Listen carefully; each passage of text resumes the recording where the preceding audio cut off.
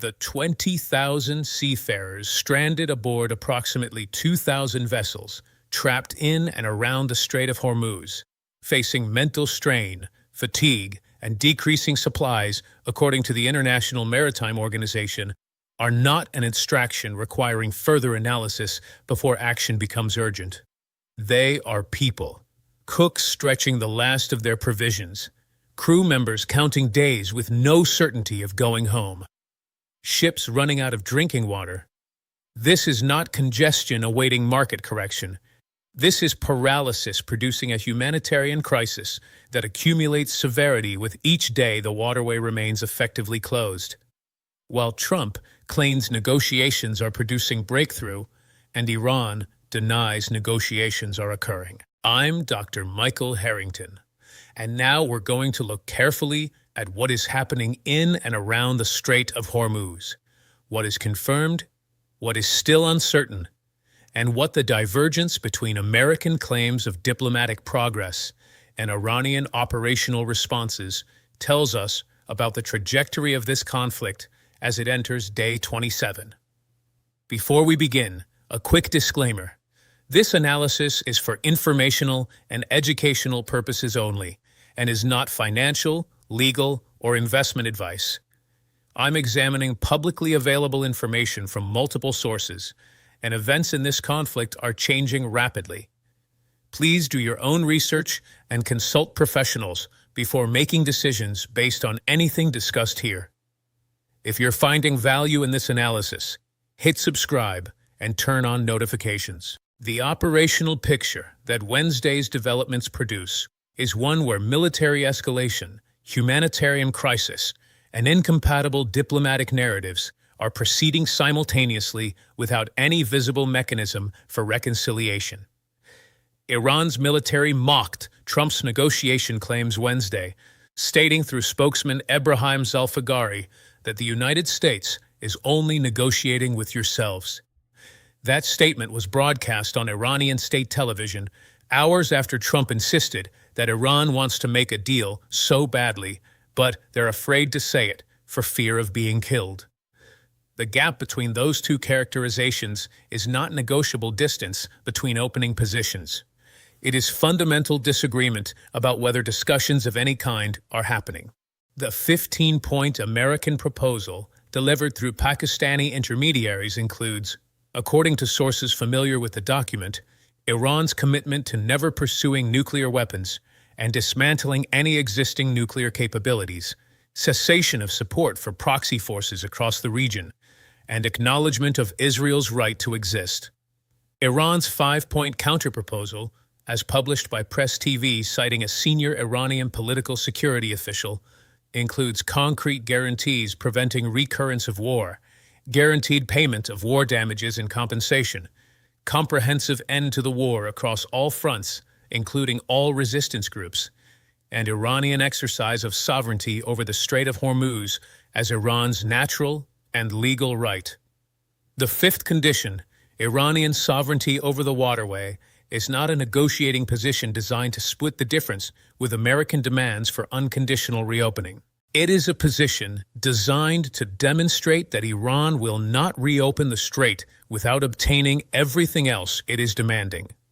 Iranian Foreign Minister Abbas Araghchi stated Wednesday in an Iranian television interview that Washington's shift in tone toward negotiations is an admission of failure after previously demanding unconditional surrender.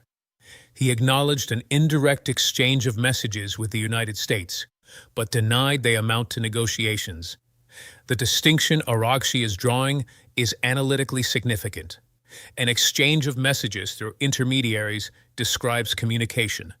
It does not describe the productive bilateral talks Trump has been characterizing as producing major points of agreement on nearly everything, including Iran's nuclear weapons commitment. The White House stated Wednesday that talks are proceeding apace. Iran's military stated the United States is negotiating with itself. Both statements cannot accurately describe the same diplomatic process. The congressional response to classified briefings on the war reveals mounting frustration even among members of Trump's own party. Members of the House Armed Services Committee stated they were unsatisfied with briefings by administration officials on the war's objectives and timeline, according to multiple congressional sources speaking to CNN. The frustration arose as lawmakers brace for a supplemental funding request to sustain operations and restock munitions. When classified briefings produce bipartisan dissatisfaction and public expressions of concern about objectives and timeline, the gap between what administration officials are communicating privately to Congress and what Trump is communicating publicly about imminent breakthrough has become wide enough that even sympathetic Republican committee members are expressing doubt. The deployment of approximately 1,000 soldiers from the 82nd Airborne Division's Immediate Response Force to the Middle East continues proceeding despite Trump's characterization of productive negotiations. The IRF designation means these units maintain readiness, allowing deployment anywhere globally within 18 hours. The fact that deployment orders were issued, that units are moving, and that the timeline places them in theater within days describes operational reality that contradicts the diplomatic breakthrough narrative. You do not deploy rapid response ground combat forces to a region where productive talks are producing peace agreement, unless the assessment guiding actual decision-making differs fundamentally from the assessment being communicated publicly. Iran has been laying traps and moving military personnel and air defenses to Karg Island in preparation for a possible U.S. operation to seize control of the island, according to people familiar with U.S. intelligence reporting who spoke to CNN. Karg processes 90% of Iranian crude oil exports. Its seizure would give the United States control over Iran's primary oil export mechanism. The intelligence picture describing Iranian preparation for defense of Karg indicates that Tehran assesses an American attempt to seize the island as sufficiently probable to warrant concrete defensive preparations. That assessment, coming from Iranian military planners who have access to their own intelligence on American force movements and planning, describes expectations incompatible with imminent diplomatic resolution. The Gulf Cooperation Council convened an emergency meeting Wednesday in Riyadh as Iranian attacks across the region continued. GCC Secretary General Jassim al-Burdaiwi stated that Iran's actions, including attacks and closing the Strait of Hormuz, have overcome all red lines. Saudi Arabia's defense ministry reported Wednesday morning intercepting and destroying a drone in the eastern province. Saudi air defense systems intercepted and destroyed at least 24 drones targeting the eastern province on Tuesday, home to the majority of the kingdom's oil facilities. Kuwait arrested 6 people allegedly linked to Hezbollah, accused of planning assassinations in the Gulf state, according to Kuwait's Interior Ministry.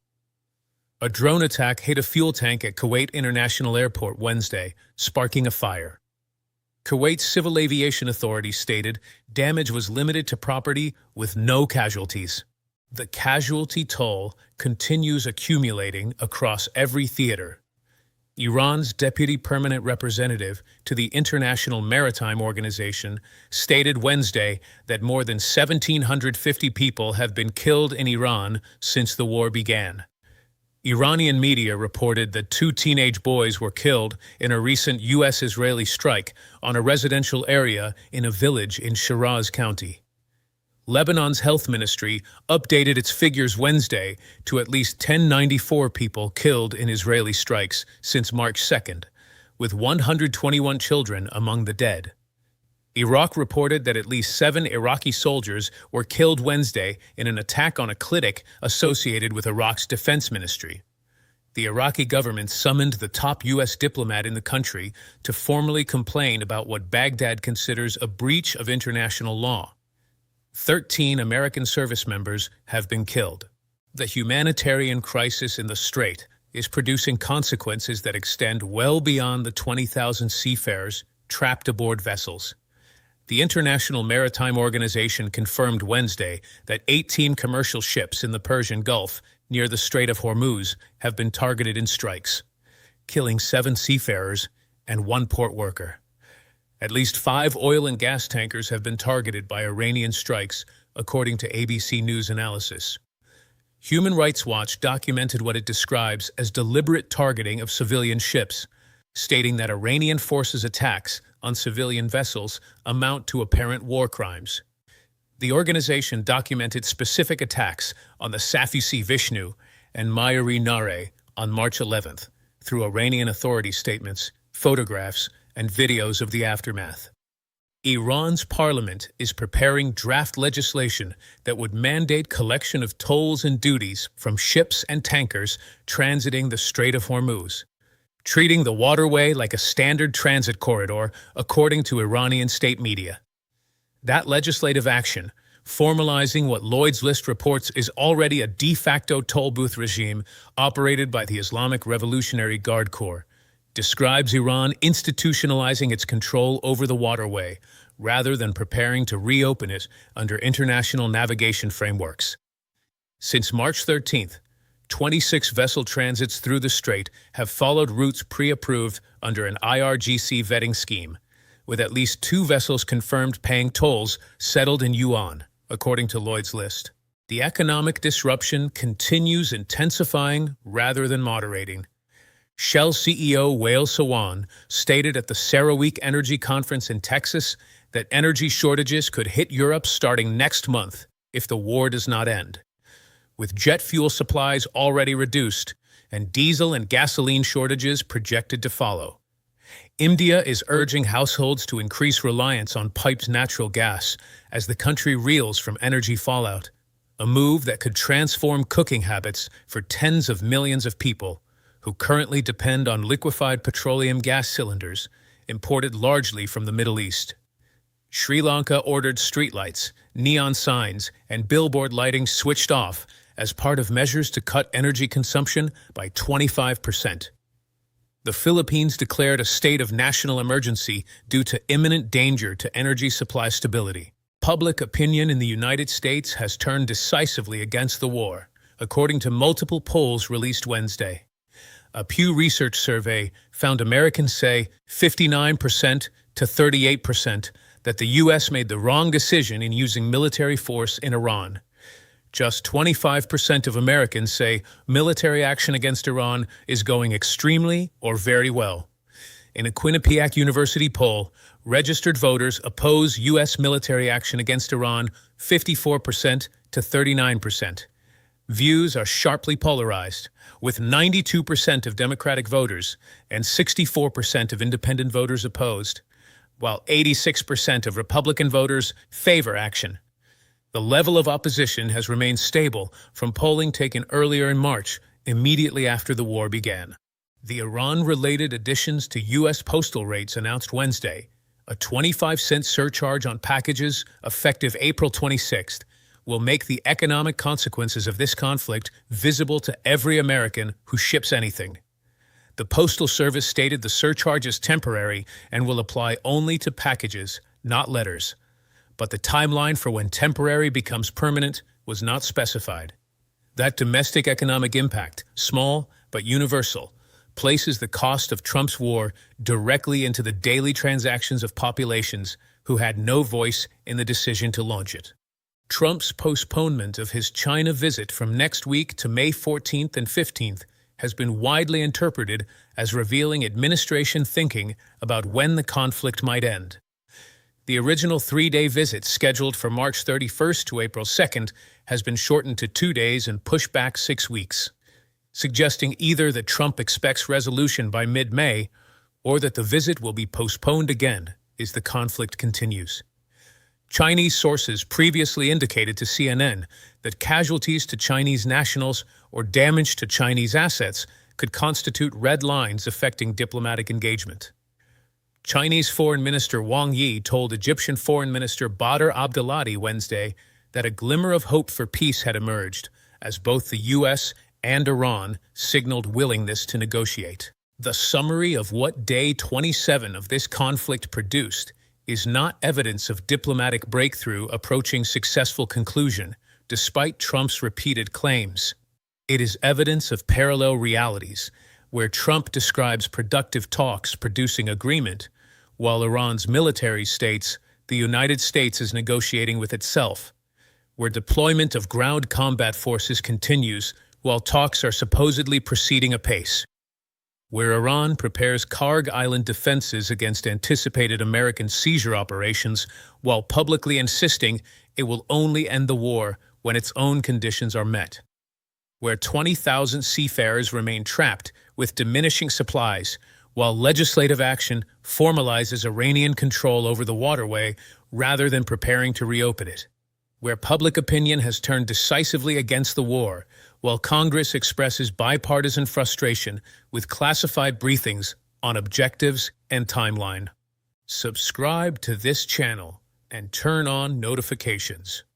When the 82nd Airborne Deployment reaches the Gulf, and the operational concepts requiring American ground forces under Iranian fire move from intelligence preparation to execution, the analysis will be here.